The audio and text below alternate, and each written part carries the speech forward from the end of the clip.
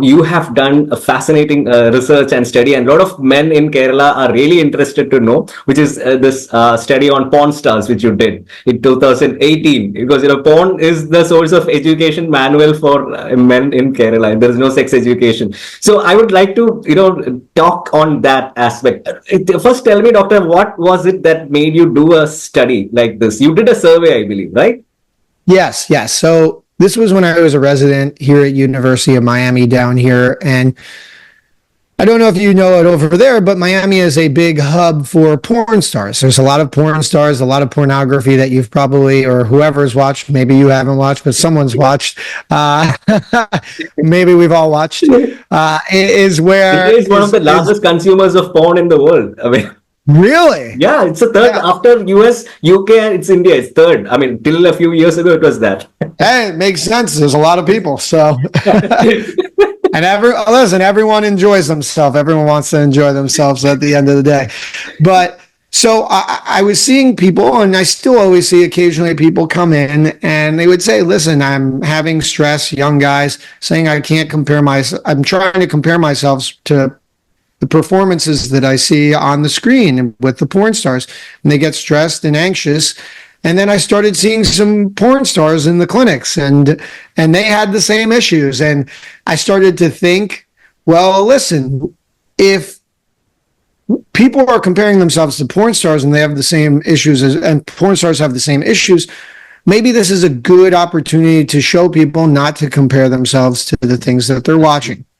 Absolutely. So what we did was we were able to get access to a lot of male porn stars in the United States, and we surveyed them. We asked them about their erectile function.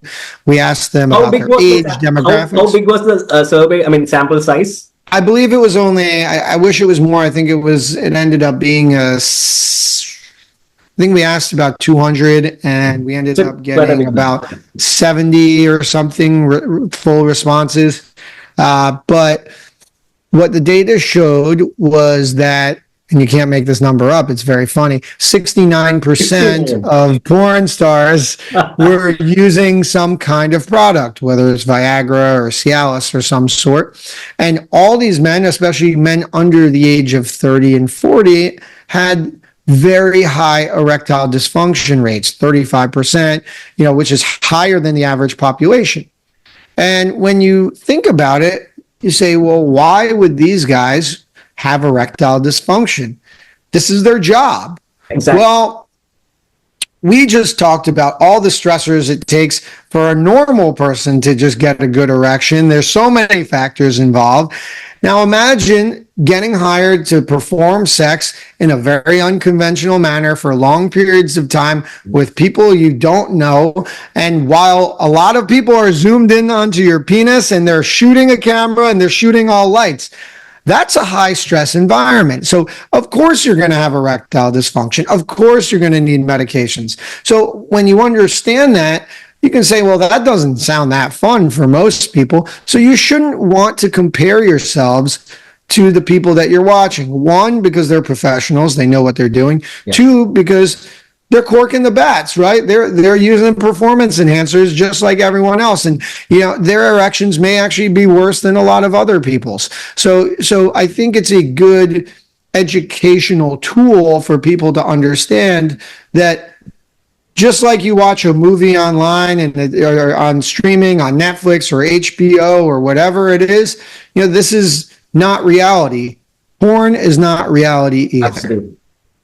Absolutely. Doctor, you mentioned about the drugs which porn stars use to enhance erection. Do any of these porn stars use penile implants and other, injectables like Timex and all that? Of course. There's porn stars that have penile implants. There's porn stars that use the injections. Absolutely, no question about it. Okay. And this is something which men under the age of 29, 40? What is the age group which you are talking? The age group for our study was under everyone, but most were under the age of 40.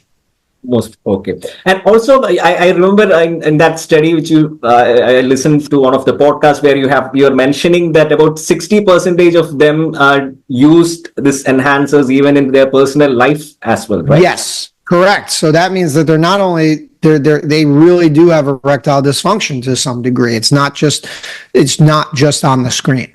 Yeah. So my question then is, doctor, won't that mean that they have a kind of a psychological dependency to these drugs like Viagra and Cialis if they start? That's a good question. That's a very, very good question. I personally don't, I don't think you can become dependent. There's no data showing that you can be addicted or dependent on these medications. They are strictly there for you if you need them. I obviously, and people say there's the word that a lot of people are looking for is this idea tachyphylaxis. If I keep taking the medication, do I need more of it to get the result that I want, right? And the answer in general for this medication is no. When I see people who say, listen, 10 milligrams of Cialis worked for the last 3 years, now I need 20 milligrams to get the same effect, is that they're like, am I becoming addicted to it or am I becoming dependent on it? My answer is no. It's probably just your penis is just not as healthy as it was several years ago. So there's other factors, right? You're getting older. You maybe are eating less healthy. You're exercising less.